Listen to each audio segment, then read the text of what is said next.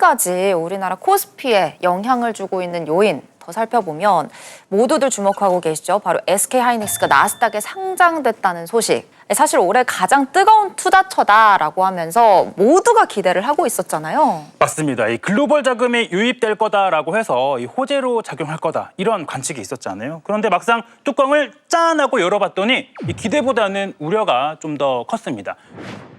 코스피가 급락해 7,000선 밑을 뚫고 6,800선까지 내려가자 서킷 브레이커가 발동되며 유가증권 시장 거래가 20분간 멈춰섰습니다. 결국 코스피는 낙폭을 회복하지 못하고 전 거래일 대비 9% 가까이 빠진 6,806선에 장을 마쳤습니다. 코스피가 7,000선 아래로 내려간 건 지난 5월 처음 7,000선을 넘어선 지 2달여 만입니다. 자, 이 원인을 먼저 짚어보기 전에 이 낯선 단어인 ADR이 뭔지 한번 짚어봐야겠습니다. 박소영 기자가 설명을 좀 해주시겠어요? 네, ADR은 우리나라 말로 하면 미국 주식 예탁 증서입니다. 그러니까 쉽게 말하면 미국 증권시장에서 외국 기업의 주식을 달러로 거래할 수 있도록 만든 증서라고 할 수 있는데요. 이 미국 투자자 입장에서는 한국 주식에 투자를 하려면 뭐 환전도 해야 되고 또 시차도 따져야 하고 또 거래 방식이나 규제도 봐야 되는 거잖아요. 하지만 ADR이 있으려면 이런 절차를 거치지 않고도 이 나스닥에서 SK하이닉스에 투자할 수 있게 된 거라고 이제 설명할 수 있겠죠. 그러니까 이제 미국 투자자들한테 SK하이닉스 접근성을 높였다 이렇게 한마디로 정리할 수 있을 것 같습니다. 그러니까 ADR을 좀 쉽게 설명드리면 원래 주식이 있거든요. 이걸 보관해 주세요라고 하고 그 보관증을 받아서 그 보관증을 상장하는 게 ADR이라고 보시면 되거든요. 그러니까 보관증이 있다라는 것은 원물이 있다라는 것과 똑같다라고 시장이 인정하고 거래하는 거예요. 그러면 기존에 있던 보통주를 100이라고 한다면 이번에 ADR을 위해서 새롭게 만드는 주식을 2.5주라고 보시면 돼요. 그러니까 기존의 100주에서 102.5주로 총 주식수가 늘어나는 거죠. 근데 이번에 공모가가 149달러였고 좀 뭐 떨어졌다고 해도 사실 SK하이닉스 한 주에 지금 우리나라에서는 200만 원을 이렇게 전후로 왔다 갔다 하고 있는 상황이라 가격 차이가 되게 많이 나요. 이게 왜 이렇게 되는 거예요? 왜 1,500달러가 돼야 되는 게 이렇게 저렴하게 책정이 된 건가요? 네, 우리도 예를 들어서 내가 투자금이 2천만 원이야. 그러면 하이닉스를 본주를 10주 정도밖에 못 사잖아요. 그래서 더 사고 싶은데 너무 덩치가 커. 그러면 손이 좀 덜 나가고요. 거래가 활발하게 되는데 조금 장애가 됩니다. 덩치가 너무 크면요. 그래서 우리나라 가격의 약 10분의 1에 해당하는 150불 언저리에서 사실 이제 거래를 시작했다 이렇게 보시면 되고요. 보통 나스닥에 있는 활발하게 거래되는 주식들의 평균 가격이 50에서 200달러 사이거든요. 활발하게 거래를 유도하기 위한 적정 가격을 만들어 놓고 그에 해당하는 가격을 만들기 위해서 기존주를 액면 분할해서 나눴다 이렇게 보시면 될 것 같습니다. 그런데 좀 궁금한 게 이 SK하이닉스 이미 국내 주식 시장에서 뭐 잘 나가는 주식 중에 하나잖아요. 그런데 왜 미국 시장에 진출을 한 거예요? 이 세계 최대 자본시장인 미국에서 해외 투자자들의 접근성을 높이게 되면요. 이 달러로 자금을 조달할 수 있게 된 거잖아요. 이 달러로 조달한 자금은 해외 설비 투자나 인수 합병에도 활용하기 쉽겠죠. 또 글로벌 투자자들을 확보하게 되면 기업 가치를 이 재평가 받는 효과도 기대할 수 있게 됩니다. 이번 상장으로 SK하이닉스는 265억 달러, 그리고 약 우리나라 돈으로 따지면 이 40조 원 규모의 자금 조달에 성공했는데요. 이 공모 물량의 7배가 넘는 260조 원이 몰리면서 이례적인 흥행을 기록했습니다. 이 데뷔 첫날에 공모가 대비 12% 이상 이 급등하면서요. 강력한 AI 수혜주로 떠올랐습니다. 이 SK하이닉스는 이번에 조달한 자금을 용인 반도체 클러스터와 그리고 청주 첨단 패키징 공장 등 대부분 국내 투자에 활용하겠다 이러한 계획을 발표했습니다. 사실 그 상황을 보면서 저는 이제 본주를 가지고 있어서 기대를 많이 하고 있었어요. 좋은 영향을 주지 않을까. 근데 또 국장은 검은 월요일이 됐단 말이에요, 평론가님. 왜 그런 건가요? 첫날 ADR이 13% 정도 올라가면서 흥행에 성공했거든요. 네. 그러면 이제 그 다음 거래일인 한국에서 SK하이닉스 본주가 올라갈 거라고 기대했는데 예상 밖으로 장중에 15%가 빠지면서 사실은 좀 폭락을 했어요. 진짜 심장이 내려앉는 줄 알았다니까요. 진짜. 이 부분에 관해서 조금 짚어본다면 일단은 ADR이 상장되면 이렇게 좋은 호재가 있을 거야라는 기대가 쭉 있었잖아요. 네. 근데 주식시장에서는 그 호재가 어쨌거나 상장으로 인해서는 이제 소멸됐다라고 볼 수 있겠죠. 그러면 그 호재를 기대하고 그동안 선반영했던 매매들은 차익 실현에 나설 수 있는 거거든요. 그래서 호재 소멸과 차익 실현으로 인한 매물이 한꺼번에 쏟아졌다. 일단 이런 분석을 할 수가 있겠고요. 또 하나는 미국에서는 생각보다 흥행을 하면서 쭉 올라가는데 한국이 그거와 맞춰서 발맞춰서 실시간으로 올라갈지에 대해서 조금 회의감이 들었던 거예요. 그래서 그렇다면 지금 당장 한국 주식을 사는 것보다는 좀 더 발빠르게 움직일 수 있는 미국장에 있는 ADR을 사자라고 하는 국내 주식을 팔고 미국으로 옮겨가자라고 하는 움직임도 다소 관측되면서 매도 압박을 조금 더 강화시킨 요소가 있었고요. 하필이면 또 그날 우리 증권가에는 하이닉스가 조금 고점이 아닐까라는 우려가 담긴 리포트가 한 2개 정도 나오면서 그거 봤어요. 맞습니다. 네. 그러면서 시장이 약간 투심을 좀 얼어붙게 만드는 효과가 있었어요. 이런 여러 요인들이 하필이면 월요일 당일에 쏟아지면서 하이닉스가 15% 정도 급락하는 모습을 보였는데요. 당장의 ADR과 국내 본주 사이에 이런 관계를 조금은 좀 느슨하게 보시면서 장기적으로는 호재가 될 수 있다는 좀 차분한 마음으로 보시는 것도 필요하지 않을까 싶습니다.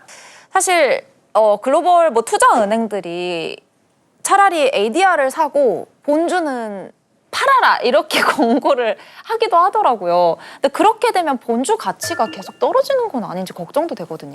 네, 그 리포트에 이제 근간에 흐르는 내용은 뭐냐면 사실은 이제 미국에서 한국 SK 주식을 살려면 환전도 해야 되죠, 수수료도 내야 되죠, 이런 여러 가지 비용이 들어가거든요. 그만큼 그동안 지불했던 비용이 없어지는 거니까 미국에서 똑같은 AR을 살 수만 있다면 사실 그 정도 프리미엄은 자동으로 얹어지는 거라는 뜻이잖아요. 이 리포트의 해석이 조금 과도하게 부풀려지면서 한국 걸 팔고 미국 걸 사야 된다. 무조건 한국에서 도망쳐. 이런 식으로 해석되거든요. 그건 아니다는 말씀을 드리고요. 네네. 그리고 이제 미국의 ADR이 상장되고 나서 본주와의 거래 관계가 어떻게 됐는가를 우리가 추정해 볼 수 있는 사례가 있습니다. 바로 세계적인 반도체 회사 TSMC거든요. 다만 여전히 신중하게 접근해야 한다는 목소리도 높습니다. 지난 1997년 미국 증시에 상장한 대만 TSMC의 선례를 보면 ADR과 본주 사이의 가격 차이가 오랜 기간 좁혀지지 않았기 때문입니다. 단기적으로는 미국 주가와 국내 주식의 차이가 오히려 더 벌어지는 괴리 현상이 나타날 수 있다는 지적입니다. 이런 역사적인 흐름에 비춰봤을 때 다소간에 미국 ADR이 프리미엄을 갖고 거래될 수는 있다고는 보는데 문제는 이 프리미엄이 무제한으로 올라가진 않아요. 결국에는 본주가 끌어올려지면서 양측이 어느 정도 시장이 정한 합리선 내에서 괴리율이 조정된다라고 보는 게 합리적이죠. 이 괴리율이 줄어가는 데 있어서는 2가지 조건이 하나 필요해요. 하나는 미국에 있는 AR도 자주 사고 팔 수 있어야 되거든요. 그래야 한국 거보다 비싸다 싸다 이런 게 좀 직시간으로 반영될 수가 있고요. 우리가 갖고 있는 본주를 빨리 ADR로 바꿀 수 있느냐 없느냐 이것도 중요하거든요.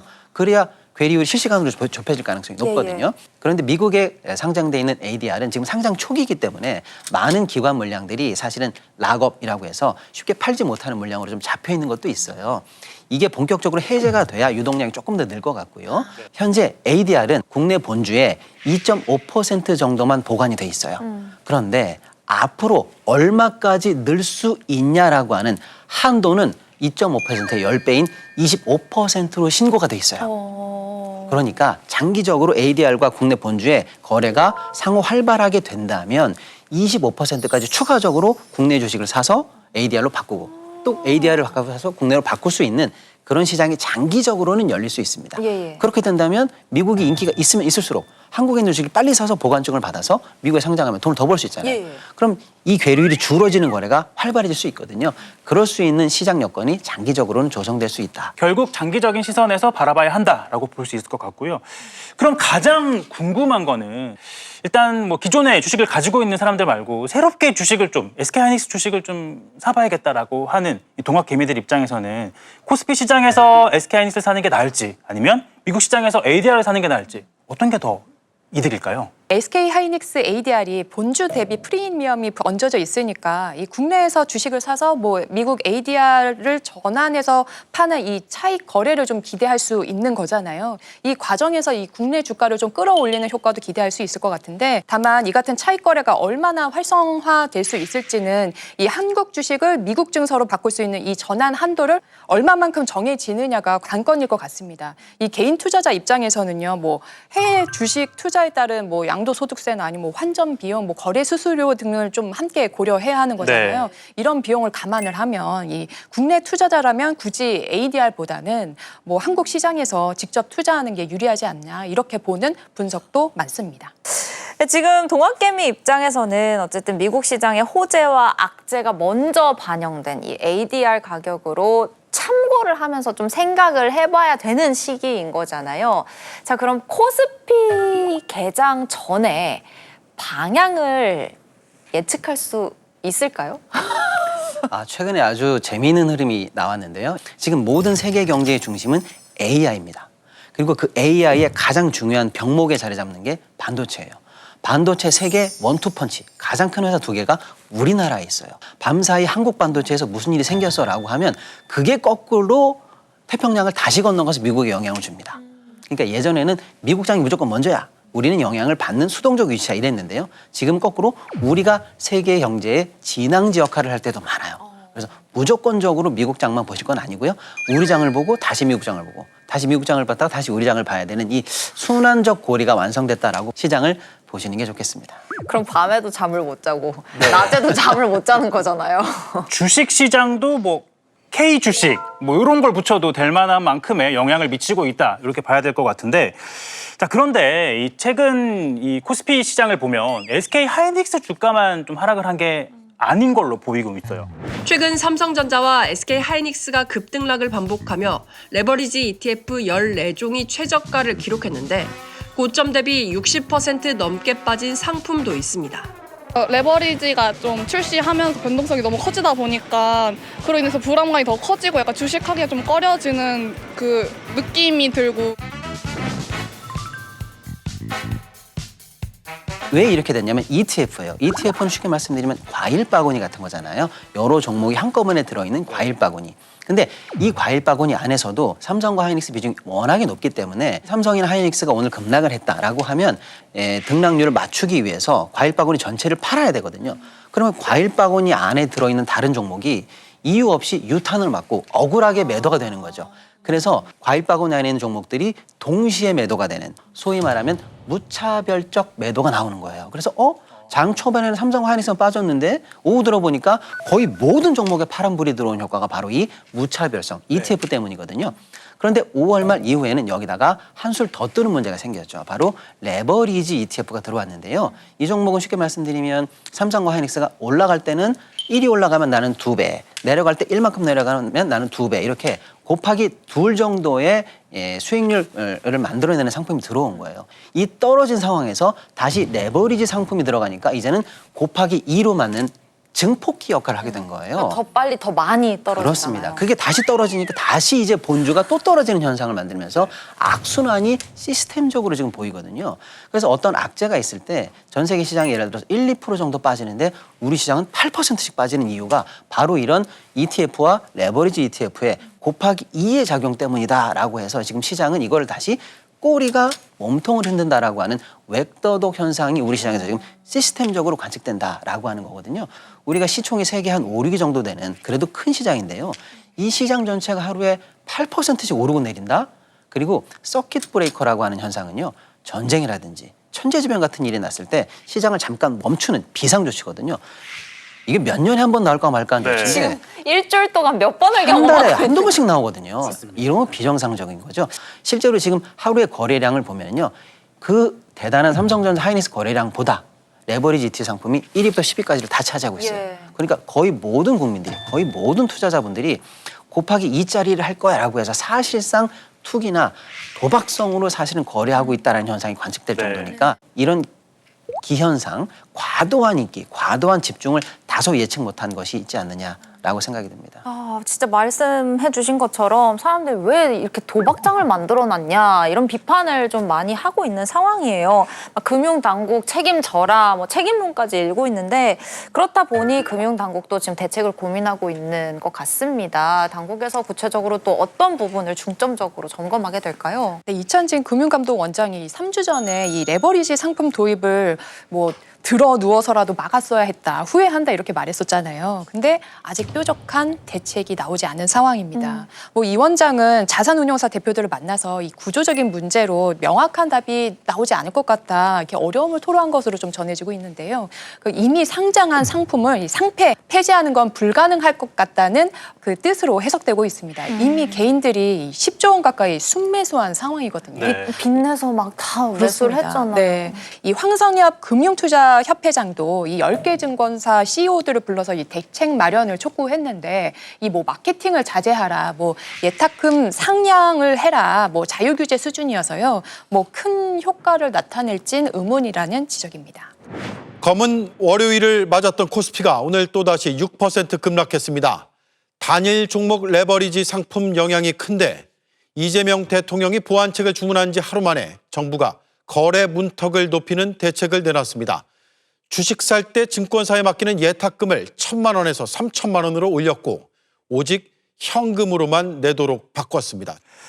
네, 지난 1년 동안 사실 코스피가 거의 9,000피까지 단숨에 거의 뭐 오르기만 했던 상황이잖아요. 그러다 보니까 지금 이 상황이 좀 당황스럽다, 저처럼 좀 당황스럽다 하시는 분들이 많이 있을 텐데, 그러면 이 극심한 변동성 과연 일시적일지 아니면 뭐 언제까지 이어질지, 코스피가 언제쯤 안정성을 찾을 수 있을지 좀 조언 한마디 부탁드립니다. 일단은 세계적인 전망을 보면 우리 경제 올해 주요 선진국 20여국 중에서 우리 경제의 성장률이 1등을 할 것 같다는 전망이 지배적입니다. 심지어는요, 글로벌 IB 중에서는요, 우리 올해 경제 성장률이 4% 이를 거다라고 하는 장밋빛 전망도 나오고 있거든요. 그러니까 우리 경제가 잘 나가고 있고 우리 기업이 잘하고 있고 그 위에 우리 증시가 있기 때문에 우리 증시의 소위 말하는 기초 체력, 펀더멘털, 매력은 여전히 있다, 이렇게 말씀드리고 있고요. 우리 증시의 이 평가를 보면 현재 역사적 저점 구간에 있습니다.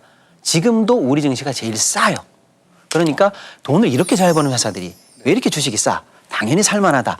이런 어떤 큰 흐름은 문제가 없다, 이렇게 볼 수가 있겠습니다. 다만 이 흐름 속에서 과도한 변동성이 나타난다는 게 조금 걱정인데요. 이 부분에 관해서 이제 당국과 어쨌거나 시장에서도 예의주시를 해야 되고 대책을 내놓자, 이런 얘기들이 모아지고 있으니까요. 이 부분만 다소 줄어들 수 있다면 조금 안정감을 갖고 우리 증시 긍정적으로 봐도 좋지 않을까, 이런 생각을 좀 하고 있습니다.